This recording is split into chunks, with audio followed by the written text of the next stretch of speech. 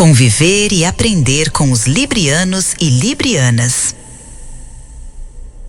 Conviver com librianos e librianas é conviver com o desejo de harmonia.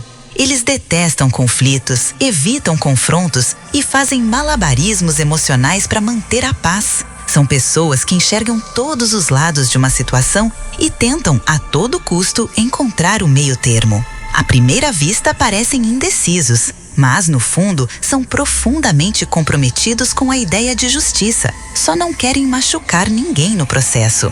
Librianos têm um dom social raro. Sabem conversar com leveza, têm sensibilidade estética e um radar afiadíssimo para o desconforto alheio. Quando maduros, são pontes, unem o que estava separado, pacificam o que estava em guerra.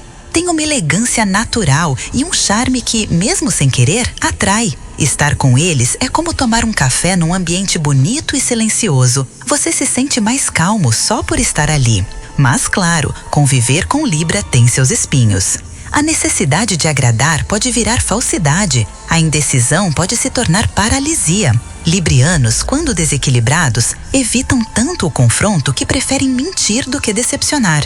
Podem ser passivo-agressivos, usar o silêncio como arma e viver mais para os outros do que para si.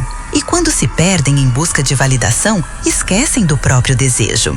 Ainda assim, conviver com librianos é um aprendizado essencial. Eles nos ensinam a importância da escuta, da diplomacia e da beleza nas relações. Mostram que a convivência pode ser gentil sem ser fraca e que a empatia, quando autêntica, é uma forma elevada de inteligência emocional. Aprendemos com eles a arte da ponderação, da elegância e da convivência civilizada, algo raro num mundo cada vez mais brutal. Se você anda reagindo demais, falando antes de pensar ou entrando em discussões que não levam a nada, observe um libriano. Ele pode te ensinar que o verdadeiro poder às vezes está na pausa e que nem sempre vencer é gritar mais alto.